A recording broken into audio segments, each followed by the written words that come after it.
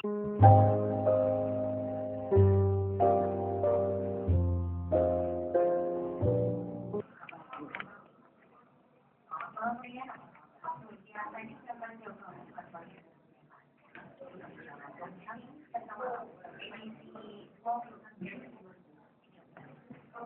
sendiri seperti biasa hari ini Jumat di minggu kedua dan keempat begitu ya.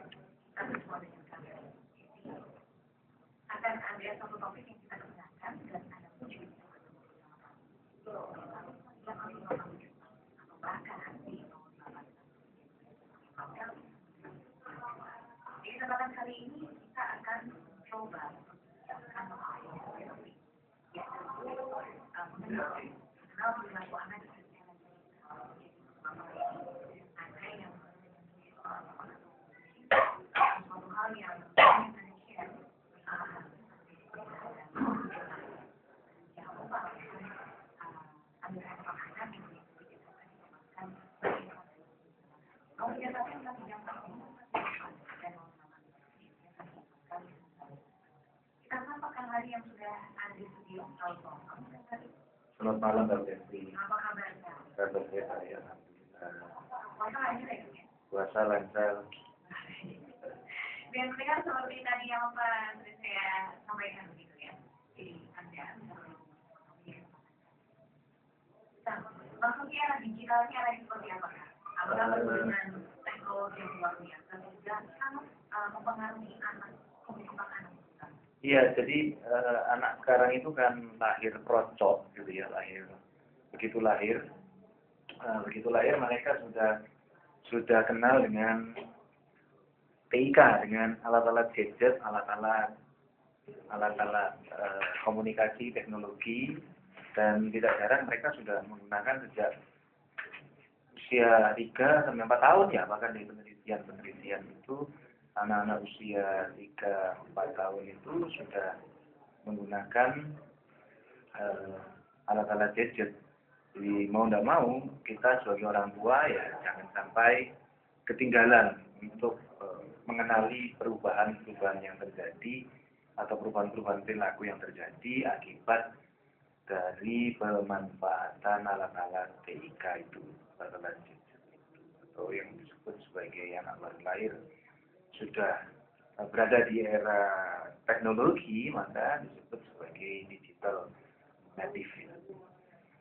Jadi inilah peran orang tua, termasuk bagaimana peran sekolah juga untuk membantu para siswa tidak salah arah di dalam pemanfaatan TIK, tidak terkena dampak negatifnya, tidak salah arah, tidak kecanduan, dan bahkan bisa membuat pembelajaran menggunakan TIK menjadi lebih efektif gitu. Pengarahan anak itu kan bukan perkara mudah, apalagi anak ini punya rasa ingin tahu yang lebih dari sesuatu hal. Pada saat anak diajarkan mengenai sesuatu, misalkan mencari apa yang tidak diketahui, bisa mencari Ya. Tapi kemudian ada yang ingin mengetahui anak, tapi tidak ingin anak share kepada guru atau orang tua. Mereka akan mencari tahu sendiri, tapi tidak memfilter, tidak mencari informasi. Lalu seperti apa? Jadi yang pertama kita memang perlu memberikan pengetahuan kepada anak-anak tentang apapun yang mereka lakukan terekam dengan baik oleh Google. Jadi ini yang perlu diberitahu ketika kamu bisa membuka situs-situs yang tidak sesuai dengan yang kamu yang bertentangan dengan nilai-nilai moral, maka nama kamu tercatat di sana. Yang kedua, memang sejak awal kita perlu kenalkan bahwa ini baik, ini tidak baik, ini salah, ini benar. Dan yang ketiga, perlu kita kenalkan juga substitusi, artinya kita kenalkan anak-anak untuk pemanfaatan pencarian tadi menggunakan hal-hal yang positif, misalnya ketika kita butuh untuk membuat hijab yang baik gitu ya kan, adalah anak-anak mencari tutorial tentang hijab di Google. Jadi kita manfaatkan media TIK alternatif dari salah jalan tadi menjadi hal-hal yang positif. Kita tunjukkan juga mereka-mereka yang berhasil menjadi entrepreneur misalnya, atau mereka yang memanfaatkan internet untuk popularitas dan lain sebagainya. Jadi balik lagi pada pengetahuan. Sebab kalau anak-anak tidak diberitahu, ya dia menjadi salah jalan. Dampaknya ya peningkatan pornografi kan luar biasa di Amerika sendiri, bullying ya, penistaan, penindasan kepada teman-temannya itu melalui media sosial sudah dilakukan sejak anak-anak itu SD. Kali ada pertanyaan titipan begitu ya.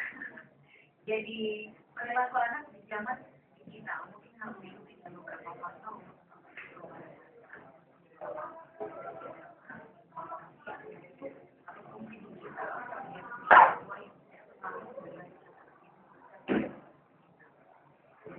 Iya, jadi yang pertama kita perlu latih anak-anak untuk pemanfaatan alat-alat teknologi informasi komunikasi itu durasi, Pak.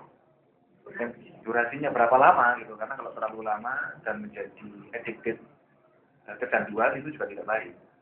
Yang kedua berkaitan dengan kebutuhan, butuhnya apa Anda bermain ke sana gitu. Nah, dari banyak penelitian bahwa mereka memanfaatkan internet itu tidak karena impulsif, tapi karena sudah direncanakan. Nah, perencanaan kebutuhan ini perlu kita kenalkan kepada anak-anak. Butuhnya apa? Yang ketiga, memang perlu kecakapan dalam search analisis item ya.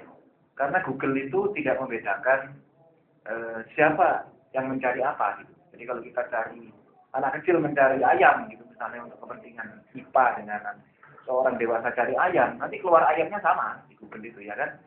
Jadi mereka belum bisa memilah itu, maka keterampilan anak dalam search informasi itu menjadi kecakapan yang perlu kita latih kepada anak. Orang tua pun perlu menjelaskan situs alamat yang benar di dalam mencari itu. Kalau tidak bisa kecelakaan. Dan ini yang perlu orang tua kenalkan, termasuk rambu-rambu.